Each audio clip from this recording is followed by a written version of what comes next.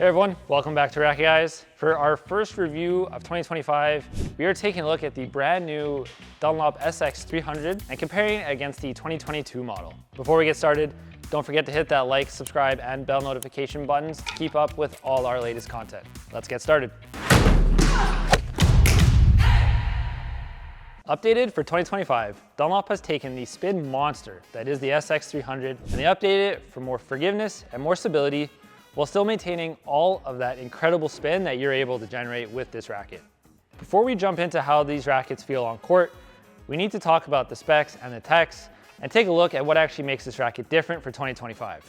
The static specs remain virtually unchanged from the 2022 model to the 2025 model, with a 300 gram unstrung weight, 7 points headlight balance, 16 by 19 string pattern, and a 100 square inch head size, along with a very quick swing weight right around 311. One thing that has actually changed is the flex. While the 2022 model has a flex sitting right around 68, the 2025 model is closer to 70. Using our Tune Pro, we measured both our demos, and we found that both of them are actually right on spec, including the vertical flex, which we measured at 73 and 74 respectively. Moving on to the technologies, Dunlop has carried over all the same technology that made the SX300 such a beast when it comes to generating spin. Continuing from the 2022 model, the 2025 SX300 has spin boost string tech, spin boost frame geometry, and the V-Energy shaft. All these techs serve to help generate racket head speed, return energy back to the ball, and in the end, generate tons of spin and power.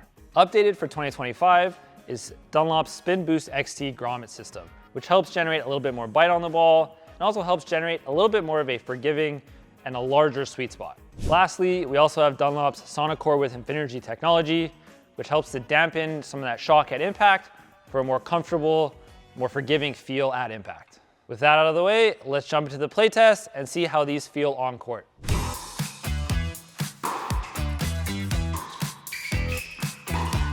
Right off the bat, you can definitely notice the extra stiffness that they added to the 2025 model. From the baseline, I felt that little extra stiffness just kind of helped me feel a little more confident going after some of my shots, especially if I had to take it really early off the rise. With the 2025 model, I actually felt that that was very easy to do. It was very stable.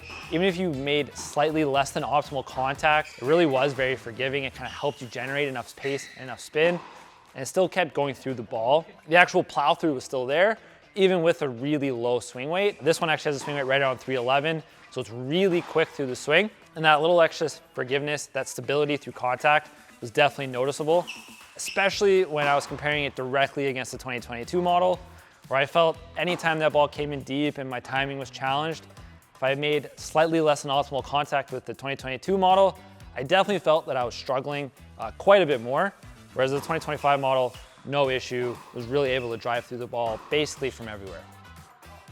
At net though is where the 2025 model, at least for me, really stands out and separates itself from the 2022 model.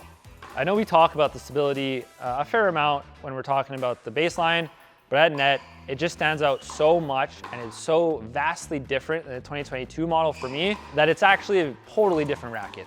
I felt complete confidence with the 2025 model when my timing was challenged, I made slightly less than optimal contact, that I was still gonna have a halfway decent volley. I didn't feel pushed around, felt like I was able to punch the volley really deep.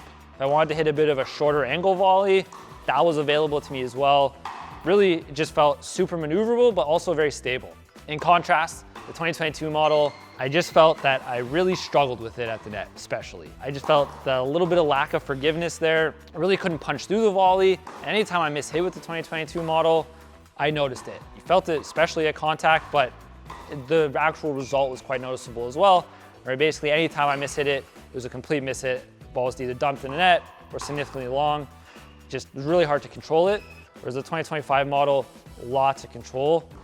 Really easy to get it into position because of how maneuverable it is, but with all the extra stability and that plow through that it gives you, it's just so easy to hit basically any volley I wanted.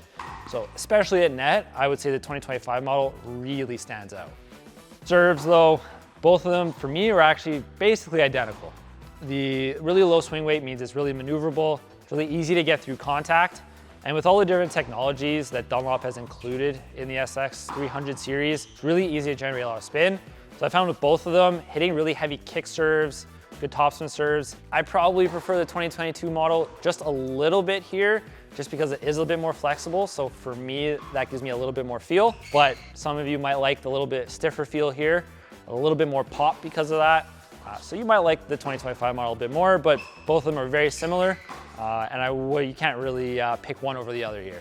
Because of the slightly lower flex of the 2022 model, I prefer that on serve just a little bit more, just because I felt I had a tiny bit more feel, but both of them are great on serve, and you can't really go wrong. On paper, both of these frames are basically identical. However, once you get them both on the court, the difference becomes apparent very quickly. The 2025 model is definitely stiffer, and you feel that difference everywhere on the court. From the baseline, and especially on volleys, the 2025 model with the extra stiffness has a more forgiving feeling, a larger sweet spot, and in general, just leads to better shot making across the board. However, it is stiffer, and for those with arm issues, that could pose a problem. If you like the feel of a really quick swinging frame, and you like to generate a ton of topspin, the SX300 should absolutely be on your list. Thanks everyone for watching. If you have any questions about the Dunlop SX300, the 2025, if you have any suggestions of rackets that you want to see us take a look at in the future, let us know in the comments below. Both rackets are available in store and online at our RacquetGuys website. Thanks again, and we'll see you next time.